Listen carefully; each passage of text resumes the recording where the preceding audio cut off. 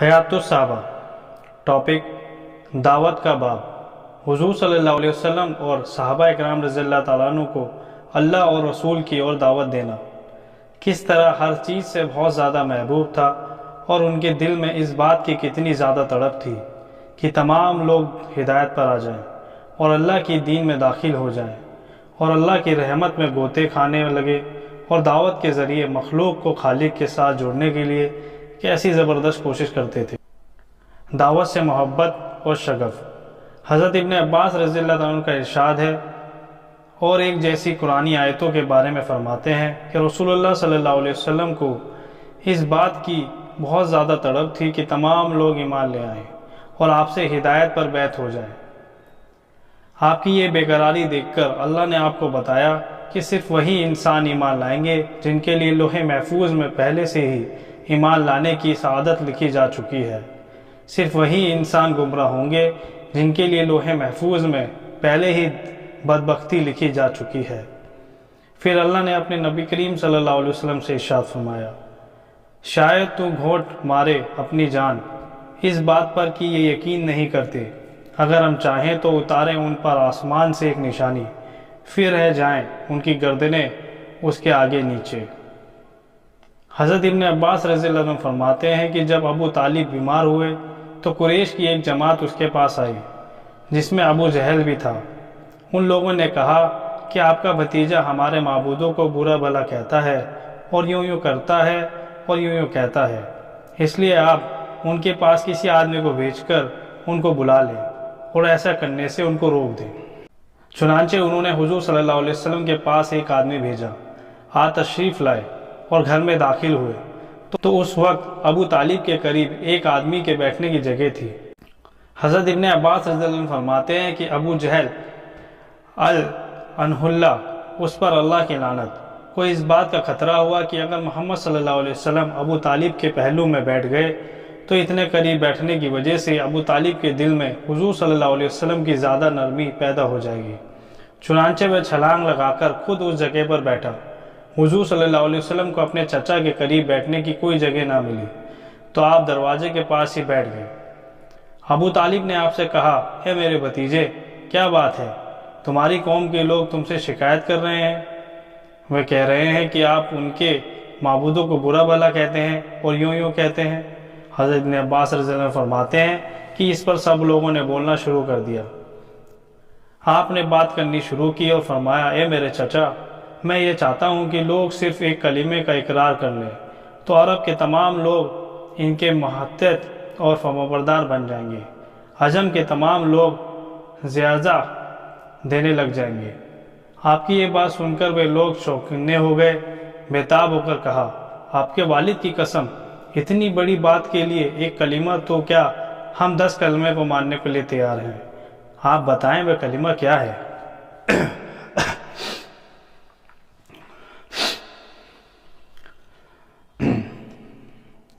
ابو طالب بھی کہنے لگے، میرے بھتیجے، وہ کلمہ کیا ہے؟ آپ نے فرمایا، لا الہ الا اللہ۔ یہ سن کر وہ لوگ پریشان ہو کر اپنے کپڑے جھاڑتے ہوئے کھڑے ہو گئے، کہنے لگے کہ اتنے معبودوں کی جگہ ایک ہی معبود رہنے دیا، واقعی یہ بڑی عجیب اور انوکھی بات ہے۔ حضرت ابن عباس رضی اللہ عنہ نے فرمایا کہ اس موقع پر آیت نازل ہوئی۔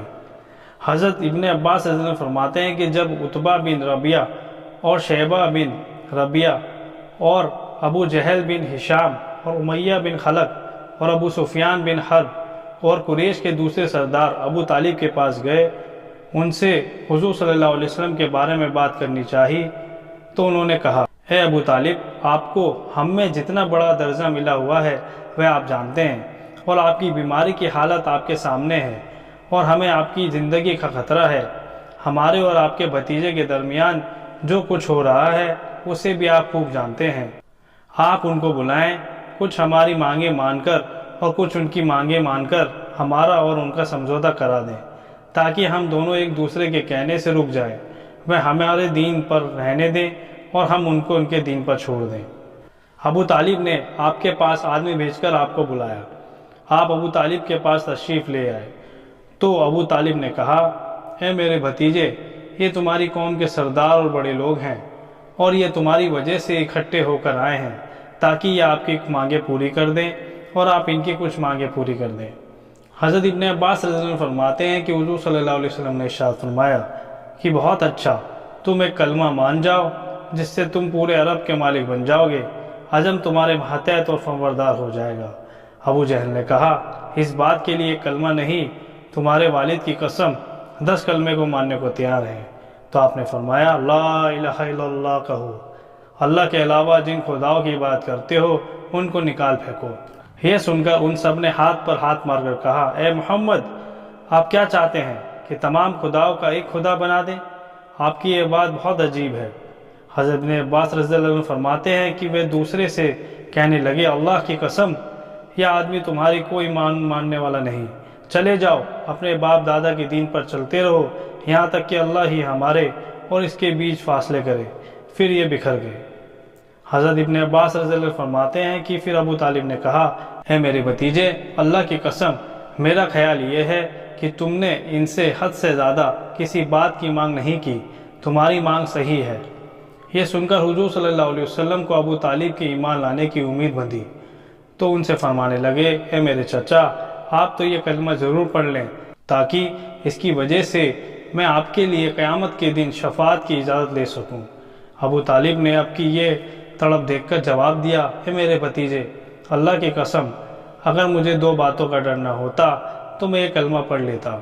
ایک تو یہ کہ میرے بعد تمہیں اور تمہارے خاندان کو گالیاں پڑیں گی، اور دوسرا یہ کہ قریش یہ طعنہ دیں گے کہ میں نے موت کے ڈر سے کلمہ پڑھ لیا۔ یہ کلمہ پڑھتے ہی تو صرف آپ کو خوش کرنے کے لیے۔ حضرت مسیب رضی اللہ عنہ سے روایت ہے کہ جب ابو طالب کی موت کا وقت قریب آیا تو حضور صلی اللہ علیہ وسلم ان کے پاس تشریف لے گئے اور ابو جہل وہاں پہلے سے موجود تھا۔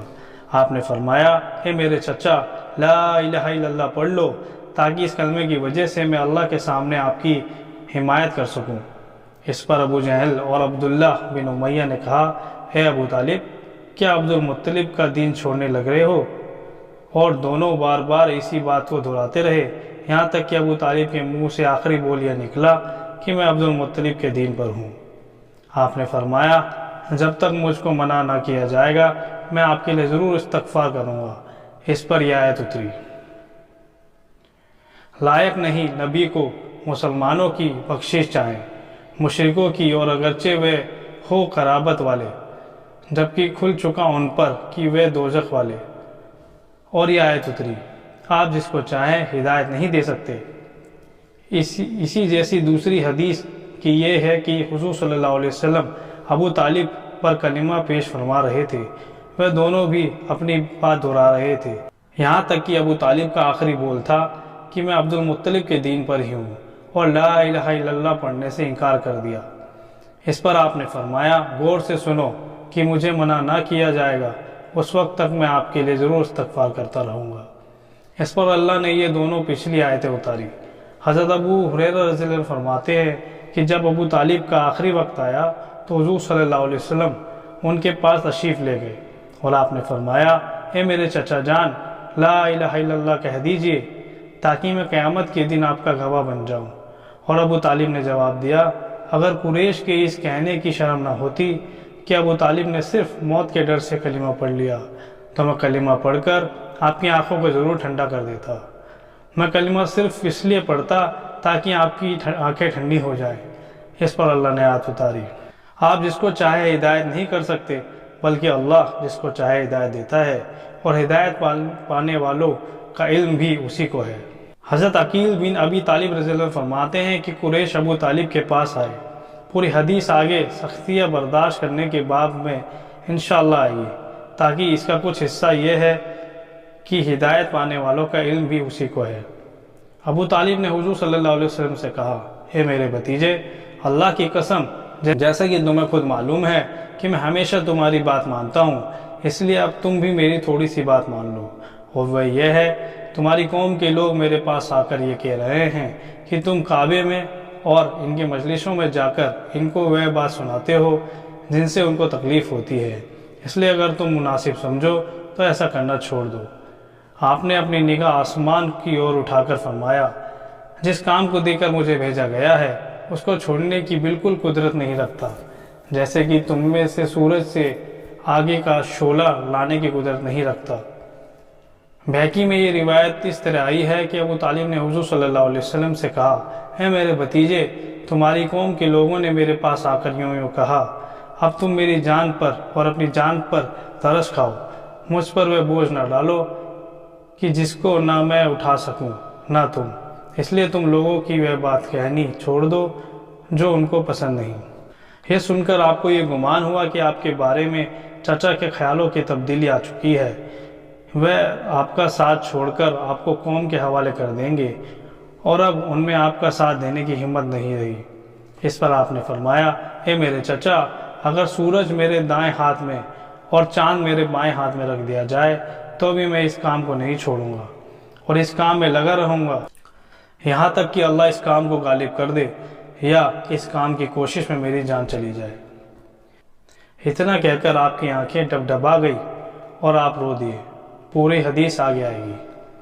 حضرت جابر بن عبداللہ فرماتے ہیں کہ ایک دن قریش میں جمع ہو کر یہ کہا کہ تم ایسے آدمی کو کھوجو جو تم میں سب سے بڑا جادوگر اور سب سے بڑا کاہن اور سب سے بڑا شاعر ہو، تاکہ وہ اس آدمی کے پاس جائے جس نے ہمیں پھوٹ ڈالی ہے اور ہمارے جوڑ کے ٹکڑے ٹکڑے کر دیے، ہمارے دین میں بہت سے عیب نکال دیے، جا کر اس سے کھل کر بات کرے اور دیکھے کہ وہ کیا جواب دیتا ہے۔ سب نے یہی کہا کہ ہمارے علم میں اس کام کے لیے عتبہ بن ربیعہ سے بہتر کوئی آدمی نہیں۔ چنانچہ انہوں نے عتبہ سے کہا، اے ابو الولید، تم ان کے پاس جاؤ۔ چنانچہ عتبہ حضور صلی اللہ علیہ وسلم کے پاس آئے اور یہ کہا، اے محمد، آپ بہتر ہیں یا آپ کے والد عبداللہ؟ آپ چپ رہے۔ پھر اس نے کہا، آپ بہتر ہیں یا آپ کے دادا عبد المطلب؟ پھر آپ چپ رہے۔ پھر اس نے کہا، اگر آپ کا خیال یہ ہے کہ یہ لوگ آپ سے بہتر تھے تو یہ ان خداؤں کی عبادت کرتے تھے جن میں آپ عیب نکالتے ہیں، اور اگر آپ کا خیال یہ ہے کہ آپ ان سے بہتر ہیں تو آپ یہ بات ہمیں سمجھائیں، ہم آپ کی بات سنتے ہیں۔ اللہ کی قسم، ہم نے کوئی نوجوان ایسا نہیں دیکھا جو اپنی قوم کے لیے نعوذ باللہ آپ سے زیادہ منحوس ثابت ہوا ہو۔ آپ نے ہم میں پھوٹ ڈالی ہے، ہمارے جوڑ کو بالکل ختم کر دیا، ہمارے دین میں بہت سے عیب نکال دیے، سارے عرب میں ہمیں رسوا کر دیا، یہاں تک کہ سارے عرب میں مشہور ہو گئے کہ قریش میں ایک جادوگر ہے، قریش میں ایک نجومی ہے۔ اللہ کی قسم، ہمارے آپس میں تعلق اتنے خراب ہو چکے ہیں کہ ہم بس انتظار میں ہیں کہ حاملہ عورت کی طرح ایک چیخ سنائی دے اور ہم سب ایک دوسرے پر تلواریں لے کر ٹوٹ پڑیں، یہاں تک کہ ہم سب ایک دوسرے کو ختم کر دیں۔ اے آدمی، اگر آپ کو مال کی ضرورت ہے تو ہم آپ کے لیے اتنا مال اکٹھا کر دیں گے کہ آپ قریش میں سب سے زیادہ مالدار ہو جائیں گے، اور اگر آپ کو عورتوں کی خواہش ہے، آپ اپنے لیے قریش کی عورتیں پسند کر لیں، 1 یا 10 سے شادی کرا دیں گے۔ آپ نے فرمایا، تم اپنی بات کر چکے؟ تو عتبہ نے کہا، جی ہاں۔ اس پر حضور صلی اللہ علیہ وسلم نے آیت تلاوت فرمائی، پھر اگر وہ ٹلائیں تو کہیں، میں نے خبر سنا دی ہے تم کو ایک سخت عذاب کی، جیسا عذاب آیا عاد اور سمود پر۔ یہ سن کر عتبہ نے کہا، بس بس، آپ کے پاس اس کے علاوہ کوئی اور بات نہیں؟ آپ نے فرمایا، نہیں۔ پھر عتبہ قریش کے پاس واپس آئے تو انہوں نے پوچھا، وہ کیا بات چیت ہوئی؟ تو اس نے کہا، میرے خیال میں آپ لوگ ان سے جتنی باتیں کرنا چاہتے ہیں وہ سب باتیں میں نے ان سے کہہ دی۔ تو انہوں نے پوچھا کہ انہوں نے تمہیں کیا جواب دیا؟ تو عتبہ نے کہا، ہاں، لیکن پھر کہنے لگا، نہیں، قسم ہے اس ذات کی جس نے کعبے کو عبادت گھر بنایا، ان میں سے مجھے یہ بات سمجھ میں آئی کہ تم کو عاد و سمود جیسے عذاب سے ڈرا رہا ہے۔ تو لوگوں نے کہا، تیرا ناس ہو، عجیب بات ہے یہ، وہ آدمی تم سے عربی بھاشا میں بات کرتا ہے، تمہیں سمجھ نہیں آتی کہ وہ کیا کہہ رہا ہے۔ تو عتبہ نے کہا، میں کیا کروں؟ اس سے جتنی باتیں کہیں ان میں سے عذاب والی بات کے علاوہ کوئی اور بات سمجھ نہیں آئی۔ بہقی وغیرہ نے حاکم سے اس روایت کو نقل کیا ہے، جس میں اتنا اور لکھا ہوا ہے کہ عتبہ نے یہ بھی کہا کہ اگر آپ سردار بننا چاہتے ہیں تو ہم اپنے سارے جھنڈے آپ کے سامنے گاڑ دیں گے۔